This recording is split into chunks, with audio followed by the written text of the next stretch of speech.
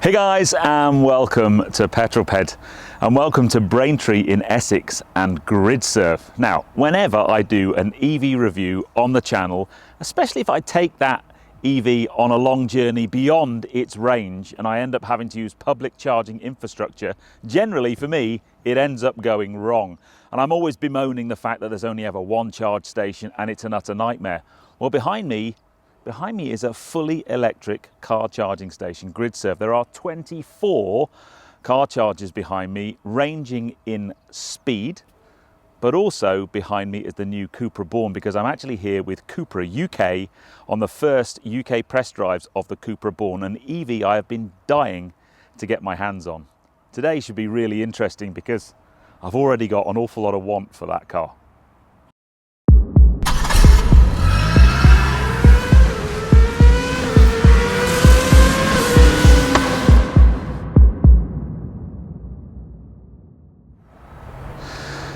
Now, this video isn't so much about Gridserve, this amazing facility.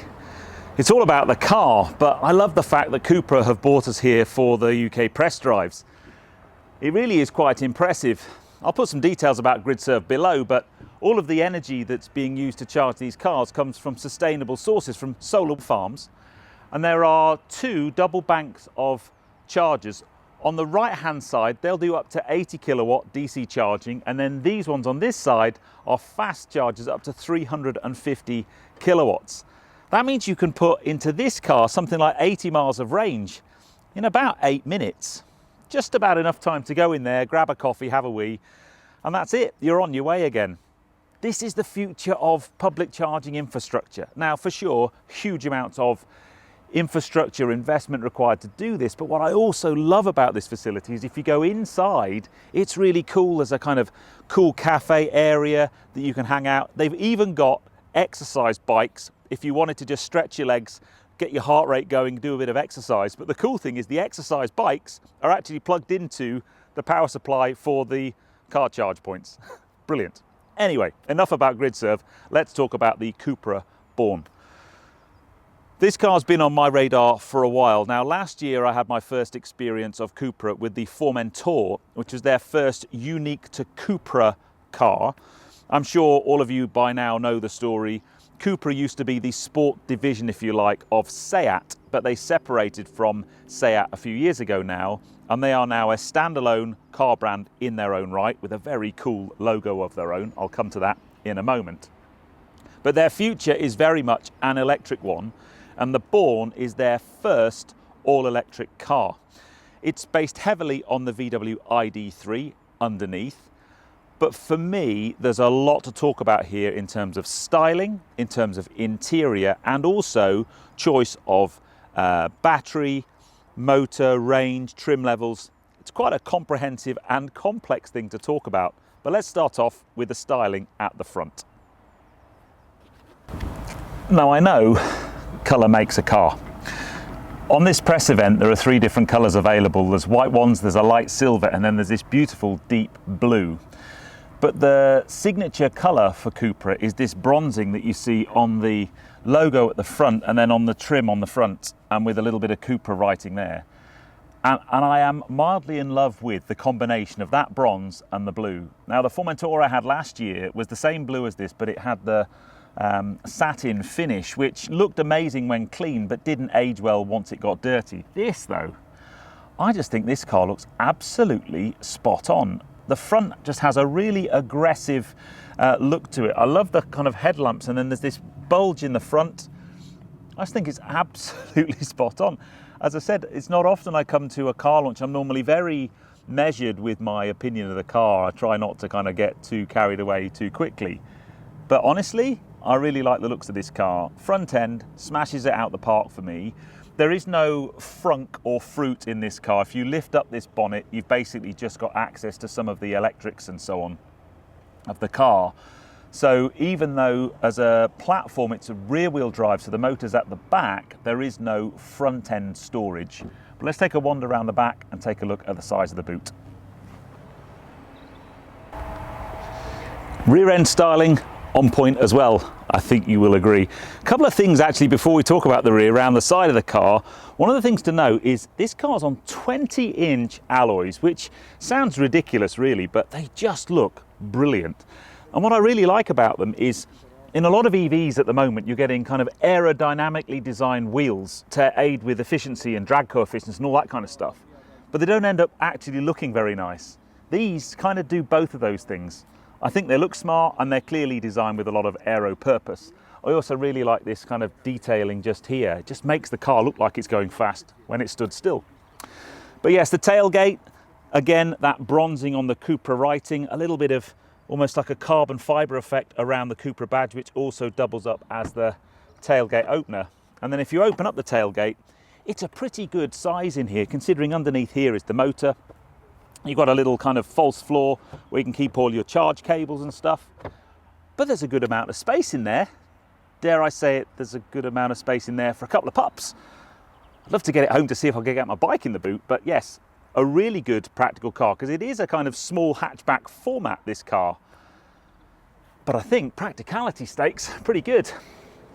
See if I can sit in the back, shall we?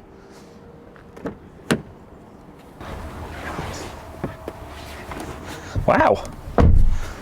Now, I've got this seat set for me and my gangly long legs, and it's pretty good in here. Now, one of the interesting things, so much to talk about this car. So there are two material choices on the interior. This particular material is made from recycled plastic that's been found in rivers and beaches and stuff. And then they take it, they clean it, they recycle it, they turn it into a yarn, and then they spin it into a fabric that's got all the characteristics a little bit like nylon. But yeah, it's a really nice place in here, and actually pretty good amount of space. So let's jump in the front, because I must say the kind of dash and styling in the front is very cool.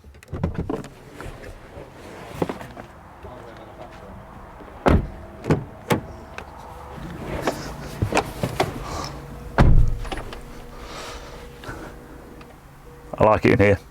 Now, it's one of these really weird cars. It's a little bit like the Polestar 2. When you get in it and you've got the key on you, it's on. This car is now on. I could put it in gear and off we go. There's no start button, which is a bit weird. I'm sure you'd get used to that. So, in terms of layout, it's fresh and new and quite different to lots of other cars. Yes, there's the kind of stuck-on iPad-esque screen there, which sticks out the dashboard, but I've said that a million times. I think we just have to live with that. But the screen that's in front of me, I love the styling of that, the way it sticks up off of the steering column. Your gear selector is actually up here. It's a little rotational dial there. Steering wheel is really nice. You've got nice adjustment. And then here you've got, at the moment it's closed, but if I just open that up, you've got a couple of drinks holders, a little kind of thing to put stuff, a wireless charge mat just there, with, oh, hello. That's rather nice. It's even got the same bronzing. So I've got a USB connector there with, what have I got there? A Lightning, a USB-C, two USB-C ports. That's very cool. I like that a lot. So yeah, I think that's probably put in for the press drives. I bet you don't get one of those when you buy one. Nice little cubby box, glove box. It's a really, really very nicely laid out cabin. Ergonomically, it just feels really cool.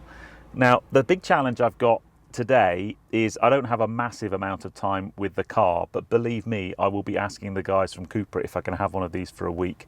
Because for me, EVs, you can get in them and aesthetically you can assess them very quickly. I like the car. You can drive them and see how they feel in terms of performance, so acceleration, regenerative braking, handling, those types of things. You can do that relatively quickly. But in terms of really understanding whether you could live with a particular EV, you have to live with it. You have to have it for a while. You have to take it on a longer journey, and you have to understand, what the range is going to be like and so on. Now, I've got a 100% charge in this particular car, and that's indicating me 189 miles of range. Okay, now then, let's get driving. So I'm going to approach this, right, just rotate that dial. I'm now in drive, foot on the throttle, pull away, and that's us. So I'm going to approach this in a bit of a one-take style. As I said, I don't have a great deal of time with the car, and obviously I've just spent all my time filming the outside. We don't have a press route set. I'm just going to go and explore and get lost, and then just press the take me home button on the sat nav. But while I get used to the car, let me just run you through the details of things like battery pack sizes, trim levels, price point, all the important things that you need to know about the new Cupra Born. Well, the first thing you need to know, it puts a smile on your face. The Born is available in 3 trim levels, V1, V2 and V3. V1 has an impressive amount of equipment included, but V2 adds to this the 19-inch wheels, dark tinted windows, augmented reality head-up display and heated front seats. V3 then gives you the 20-inch wheels and 12-way adjustable front seats with massage function. You can then choose between a 204 or 230 PS motor, a 58 or 77 kilowatt battery, and the V1, V2 and V3 trim level. V1 is only available with a 58 kilowatt hour battery and 204 PS motor, and is effectively the entry-level Born at £34,715. The car I'm testing is a 58 kilowatt hour, 204 PS V3 at £38,390. Keep the 58 kilowatt hour battery but increase to 230 PS, reduces the range slightly but improves the 0 to 60 time. With the largest 77 kilowatt hour battery and 230 PS, the WLTP range increases to 340 miles, and with the V3 spec coming in at a very competitive £41,975. So yeah, lots and lots of choice with this new Cupra Born.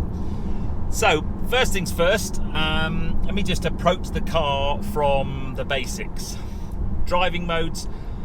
You've got D, and then there's a B mode, which basically increases regenerative braking and gives you that one pedal driving that many EV drivers love. And I must say, I'm a big fan of one pedal driving in cities. What I tend not to do so much is when you're on a more flowing road or on a motorway is to stick it in that, because you actually want to be able to coast in those types of situations.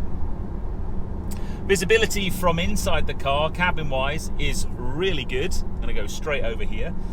The A-pillar, there's like a split in the A-pillar, which gives you a nice amount of visibility out over the kind of front wing. I like that a lot. And then the door mirror's just set back, so there's almost like a double A-pillar there. I like that quite a lot. And then over the shoulder, the big pillar at the back is quite big in terms of blind spot, but it's actually not too bad when you're looking around, and the view out of the mirrors is pretty good, to be honest. Now, if you are not a fan of touch screens, guess what, people? I'm not so sure you're going to be a fan in here. There is quite a lot of touchscreen technology in here. What I do want to try is the satellite navigation feature. Maybe we'll do that on the way home, because it's got a head-up display with augmented reality satellite navigation. I'm not going to be it's really difficult to demonstrate head-up display. Oh, now there we go, I've got it. So I've got lane departure warning, and as you veer to the right-hand side, there's a little set of arrows appear through the head-up display, but actually on the road ahead of me. Almost impossible to show you on camera, but believe me, it's actually quite nice. I'm not a massive fan of lane departure warning. I think that's probably come across on videos before already. I think you should just be able to stay in the lane, but that's pretty cool. So I ventured into a kind of more urban environment. This car's going to be absolutely perfect for this kind of environment. It's got quite a small footprint, so it's perfect for city centre car parks and narrow streets, those types of things. And certainly, if you're owning an EV and you're within the stated range of the vehicle and you can charge it up at night time, they're brilliant, absolutely brilliant things. And I'm kind of trying to approach this car as well in terms of the next vehicle, family vehicle that I buy is likely to be an electric car. So local running is super important. Getting lost, that's definitely what I'm going to be doing here. Let's go down here. I've got no idea where I am. It's quite pretty though. So local running is, and my experience with the EVs I've had or with the plug-in hybrids I've had, it's a really great ownership experience as long as you've got access to charging facilities at home. So if you've got off-street parking. Clearly if you lived in a flat or if you didn't have your own dedicated parking space, I guess that's where places like Gridserve come in, right? You've got the ability to go there. Now, charging times on this car depend obviously on the type of charger you plug it into.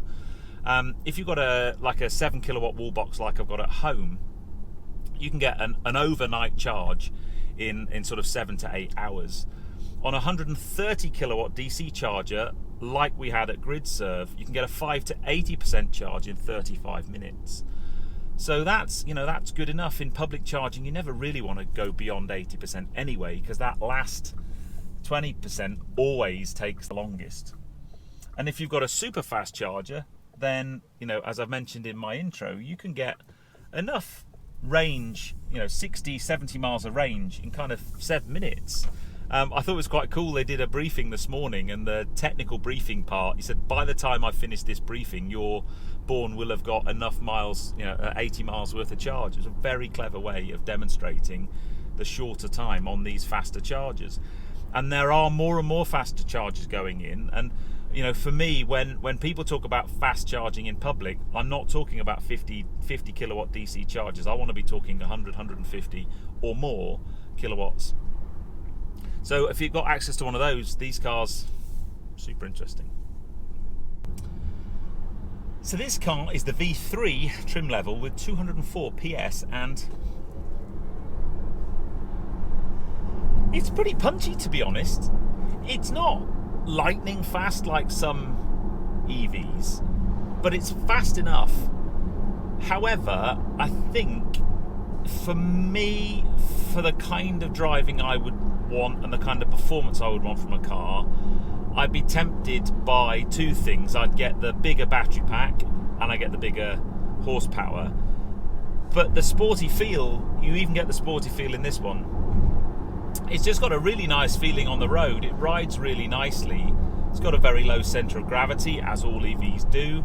It's got a nice steering feel. And actually, I'm almost a bit frustrated today because what I'd really like to do is get it on a really nice open bit of B road and just open the taps a little bit and just see what it's like on a more flowing bit of road, because my feeling is that it's going to be really, really good. Because when you get in a car, you just know. I know quite quickly what the basic setup of the car and what it's going to be like when you start pushing on. I'm in the countryside now. There's a left-hand turning coming up ahead. I have no idea where it goes, but I'm going to take it anyway. Looks like a country lane. Brakes need quite a bit of work on them, actually. Oh, this is more like it, look. So the other thing I like about this car is the fact it's a rear-wheel drive format in a small hatch, which is very unusual. Piston cars of this format, they're almost entirely either front-wheel drive or, maybe the more sport-oriented ones will be all-wheel drive. But to get a rear-wheel drive in a little hot hatch kind of format is very cool. See, now we're on a more sporty bit of road. It's not a particularly great road surface, but the car's dealing with it really nicely. It's got a nice turn of pace. I'm still actually just in D. I haven't got regen braking on now because I want to just use the brake pedal into a little bit of a built-up area, so we'll just slow down a little bit. But yeah, clearly you're not getting any other kind of auditory accompaniment that you would do with a nice barky, shouty exhaust, but it's quite cool. It's got a very gentle whistle in the background.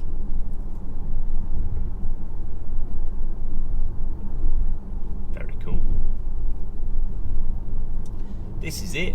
So it transpires that just outside of Braintree, you've got countryside and narrow roads for me to play with. Fantastic.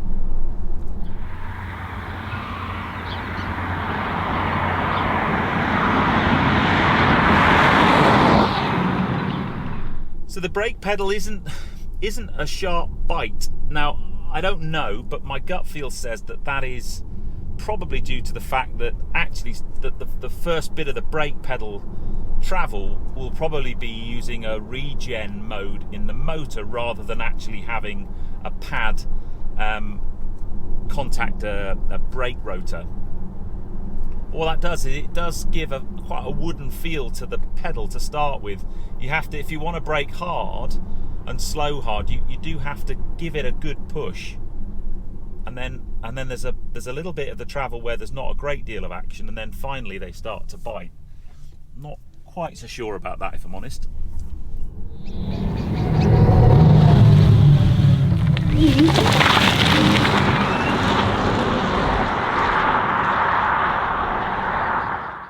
So, I've enjoyed the bit of countryside, but it is time to head back. I'm starting to get hungry. It's lunchtime.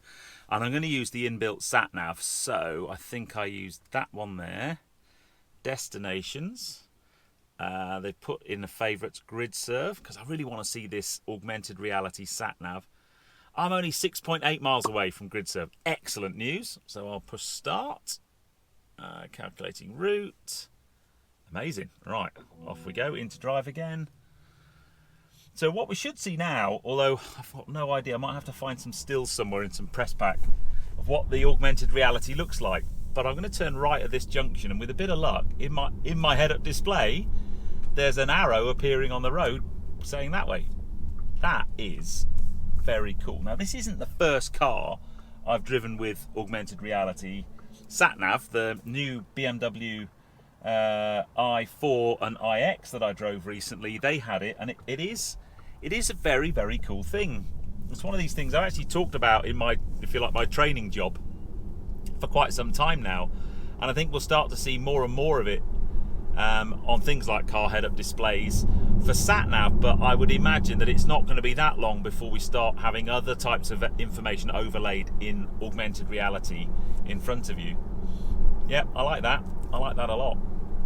So, final impressions of the car. Super difficult for me in the short space of time I've had with the car to really get under its skin and really give you a full and honest appraisal. Aesthetically, I really, really like the look of the car. I like the front and the rear. I love the sizing of the wheels, big 20-inch wheels. If you go for the sportier option, they've even got wider tyres as well, I think, which is not something you expect on an EV. But I just think aesthetically it makes the car look ace. Absolutely amazing. I remember when 18-inch wheels on a car were big, but 20s on this, and it doesn't affect the ride quality at all, really. It feels really smooth and planted and deals with the lumps and bumps. So I like it aesthetically on the outside. I really like the inside.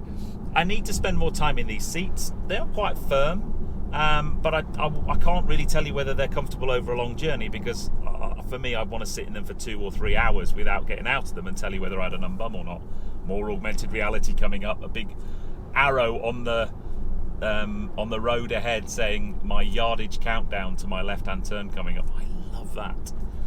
Performance-wise of this V3, just over 200 horsepower car, it's peppy, and certainly down the little narrow twisty roads that I drove, it puts a smile on your face. It would be nice to have a little bit more. I think the next model up has sort of 230, 240 horsepower. I think that would be much more for me.